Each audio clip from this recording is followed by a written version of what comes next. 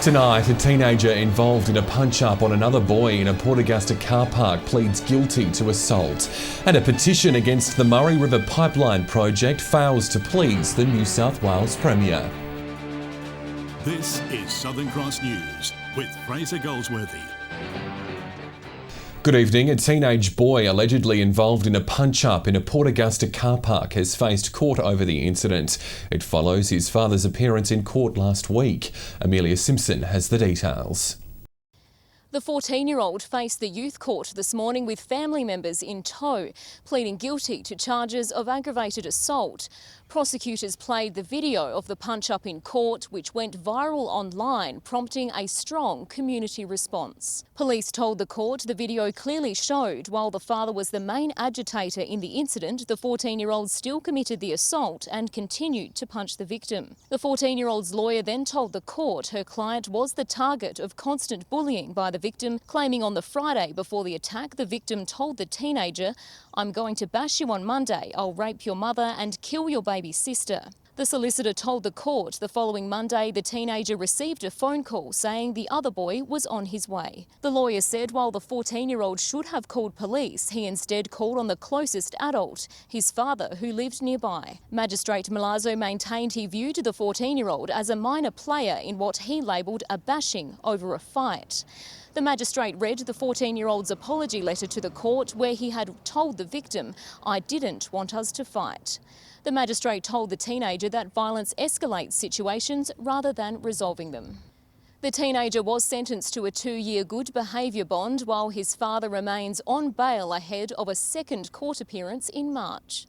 An Adelaide man is facing a raft of charges after an incident in Port Broughton overnight. Police were called to the town after witnesses reported the man driving dangerously, including doing burnouts, narrowly missing a pedestrian and nearly hitting several cars.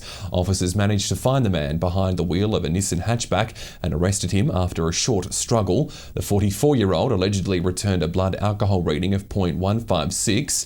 He'll face court next month. Nearly 150 cannabis plants found growing in Eyre Peninsula National Parks have been seized by Port Lincoln Police. It's all part of Operation Vapid, a police offensive aimed at targeting the growth of illicit substances in remote places. This is what 20,000 street deals of cannabis looks like.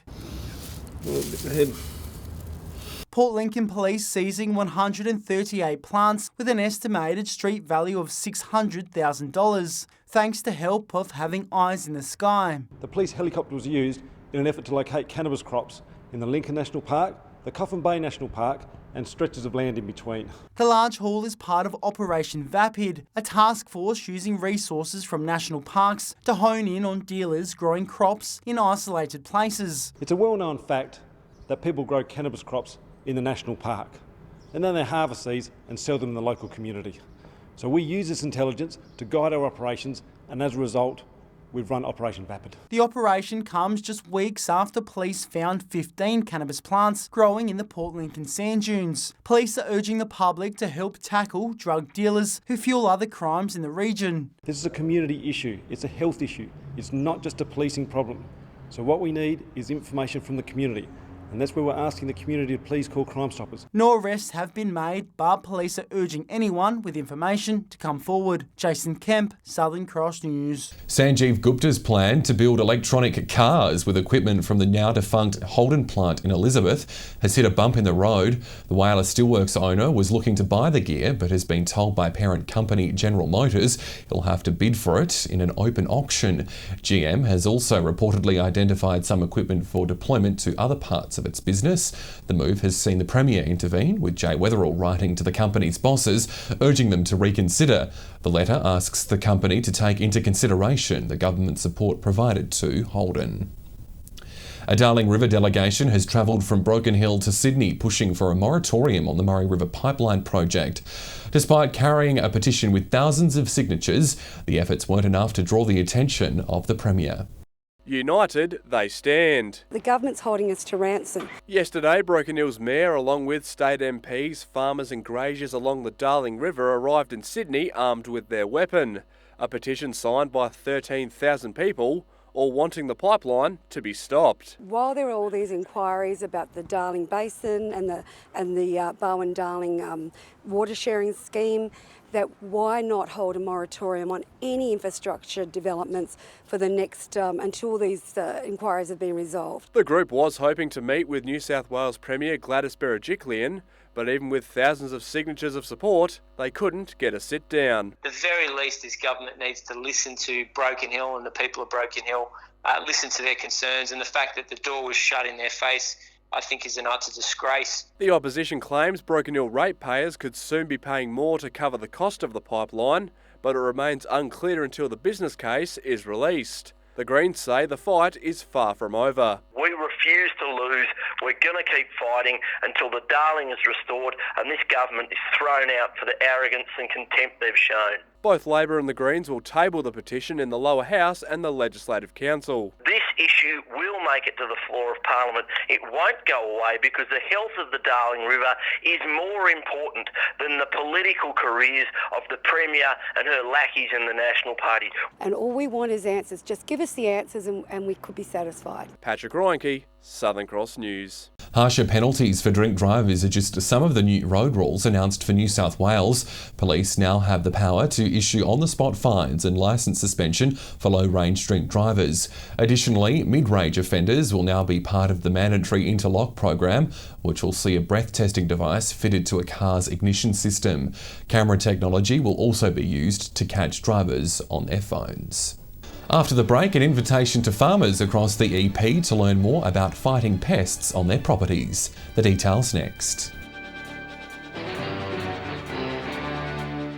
Police are urging anyone with details on vandals targeting a shop in Broken Hill South to come forward. Broken Hill Print on Picton Street has been left to clean up the gold graffiti spray painted on its shop front. Officers believe it happened between midnight and 1 o'clock on Sunday morning. Landowners across the EP will have the opportunity to learn about the latest pest control techniques soon. Natural Resources says foxes and other feral animals are causing damage across the peninsula, and getting on top of it is critical. They may look harmless, but foxes and other introduced species are causing havoc across the Eyre Peninsula. Natural Resources SA says it's hitting breaking point. The department is receiving dozens of reports of damage from pests, animals and weeds. Increased fox and cat sightings, so we're seeing them a lot more during the day, whereas normally they're a nocturnal animal and they'll be out hunting in the evenings. So landholders are being invited to Cleve on February 21 for a pest control seminar.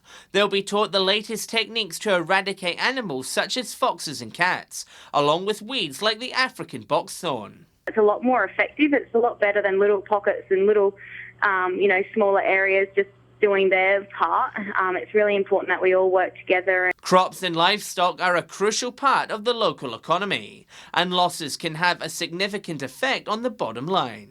We're going to be looking at a few new techniques and also look at a granular herbicide which is available for boxthorn control as well on properties. For details on how to register, head to our Facebook page. John Hunt, Southern Cross News. The Flinders Rangers Council, covering Hawker and Quorn, is holding a by-election to replace 2 councillor vacancies. The Mayor is encouraging local residents to get on board and have their say. An upcoming by-election that will turn 2 empty spaces in the Flinders Rangers Council chambers to 2 new faces. We can carry 1, we can't carry 2, and given that the periodic elections are in November this year, we're holding by-elections now to fill both those vacancies. What would normally be a 4-year term for new councillors, with the council-wide election in November, the successful candidates are vying for an 8-month term. It does give people an opportunity to get involved in council without that commitment for 4 years, and therefore they do have the opportunity to sort of try it and see how they go. 5 candidates have put themselves forward for the Flinders Rangers Council positions, including a retired police officer, a retired electrician and a former council staff member. All are locals to Hawker and Quorn. Broad variety of people and community interests on council helps us get better outcomes. While residents can expect their voluntary ballot papers in the post any day, everyone's being encouraged to have their say. We'd very much encourage people to take this opportunity to have a say in who represents their interests. The new councillors will be revealed at the end of the month. We'll be able to have 2 new members at our March council meeting, which will be great. Amelia Simpson, Southern Cross News. New legislation means mobile food vendors in Port Lincoln will soon only be able to operate at certain locations. From March 1, permits will be needed for food vans across the state, and the local council is getting on board. They're a popular option for lunch breaks, but mobile food vans will soon have new rules to play by. We've given any potential operators a number of locations that they can choose at their will. New operating spots proposed by the Port Lincoln Council follows state legislation for food vendors, which will start next month. It's demanded by the state government that all local government areas make these mobile vending options available for people in the community that want to do that. Council will require food vans to operate in 18 locations, including Axel Stenros, the Jetty Car Park and Billy Lights Point, in order to minimise the impact on traditional businesses. We already have bricks and mortar traders, people that pay their rates and have substantial costs by being in one location. The Mayor believes it's a win-win. The move, he says, could lead to the rejuvenation of spaces thanks to additional trading. Increase the vibrancy and to give good customer service and to give the public an opportunity for the food and beverage. The council is welcoming public comment on the proposed locations until the end of the month. Locations that council has identified and the timing that we put on those locations really want to minimise the impact on those existing traders. Jason Kemp, Southern Cross News. After the break, a welcome to Wyler for a group of new teachers settling in the town. Details next.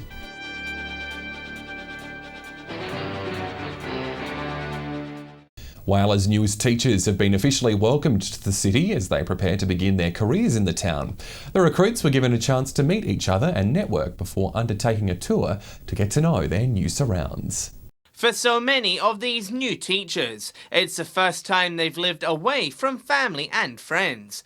They were the ones receiving a few lessons last night as they were officially welcomed into the local community. It's good for everyone to come together and first of all get to meet each other so that they know that they're not the only ones who are new to the town. Education department staff mingled with the new teachers, who also got a chance to meet others in the same boat. The night concluded with a bus tour around Wyler, visiting all the important locations. Ms. Williams, herself returning to Wyler after beginning her career here 20 years ago, says new teachers need this kind of support in their first year. We just like to have some more formal structures in place just so that we're making sure that everybody's included in learning about the town. Paul Kalfas has returned to his hometown to begin his career and says it's great to meet those in similar positions. And it's just good to be supported by them as well as the teachers throughout the community. Valerie Lee is new to Wyler. She's grateful for the support, saying it's a daunting task teaching in an unfamiliar town. Coming from Adelaide, it's a good opportunity to meet new faces and people that are in the same situation as us. John Hunt, Southern Cross News. We wish them all the best. Time now for Fuel Watch. There's been pretty much no movement in the unleaded prices this week, but if we take a look at diesel, that's another story. Starting with the good news first, and as you can see, unleaded figures are holding steady. Port Lincoln is on a slight decline but remains on $1.39. Sweet rhymes. The same as Wyler. Port Augusta stays put on $1.37. Port Pirie is doing 2 cents better. Kadina is the only regional centre in the Spencer Gulf to see a rise, but luckily it's only minor. Broken Hill is out of the $1.40 range with a ½ cent drop, and Adelaide is the worst performer this week, climbing by almost 4 cents. To diesel now, and it's not good news. Port Lincoln is now averaging $1.40, but it's Wyler that's seen a big spike. The Steel City has jumped by almost 5 cents, and it's now paying close to $1.39 a litre. Port Augusta is up by a cent, while Port Pirie is the only one to see green.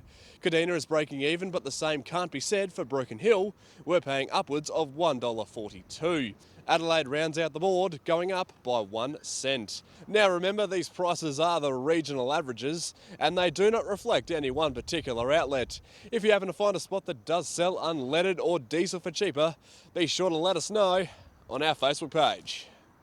Weather time now with Amy, and extreme temperatures have made a comeback around the Spencer Gulf. It does indeed look and feel that way, Fraser, with the Spencer Gulf experiencing another hot day. I'll have all the details next. Welcome back. Temperatures crept into the 40s in Port Augusta today, 42 the top there.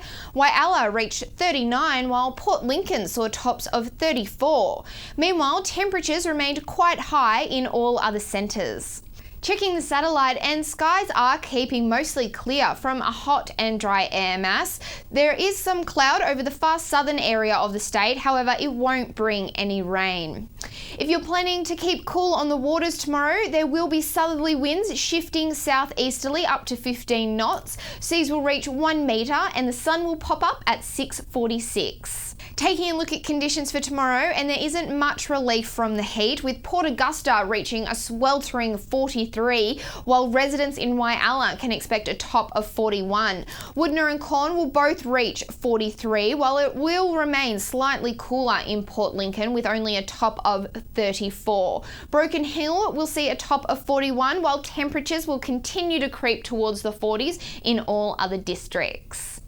Looking towards the weekend, and relief is on the way in Cleve with a top of 26 on Sunday. Port Lincoln will only reach 24 after 28 on Saturday. Meanwhile, Woodner, after a cloudy 35 on Saturday, the sun will return with tops of 33 on Sunday. Further up the Gulf, and temperatures in Wyler will drop to the low 30s on Saturday before 28 on Sunday. Port Augusta will continue to hover in the 40s before a top of 32 on Sunday, while temperatures in Kadina will also hover in the 30s. It'll be slightly cooler, 31 and in Port Perry on Sunday, with temperatures in Clare also falling below 30 on the weekend. Broken Hill will continue to have some warm days before a change on Sunday and 34. So Fraser, slightly cooler days are on the way around the Spencer Gulf. That's good news. Thanks, Amy. A look at tonight's top stories now. A teenage boy allegedly involved in a punch-up in a Port Augusta car park has faced court over the incident. He pleaded guilty and was sentenced to a 2-year good behaviour bond. Nearly 150 cannabis plants found growing in Eyre Peninsula national parks have been seized by Port Lincoln police. It's all part of Operation Vapid, a police offensive aimed at targeting the growth of illicit substances in remote places. And a Darling River delegation has travelled from Broken Hill to Sydney, pushing for a moratorium on the Murray River Pipeline project. Despite carrying a petition with thousands of signatures, the efforts weren't enough to draw the attention of the Premier. And that's the local news this Wednesday. Thanks for joining us. We hope you enjoy your evening. Good night.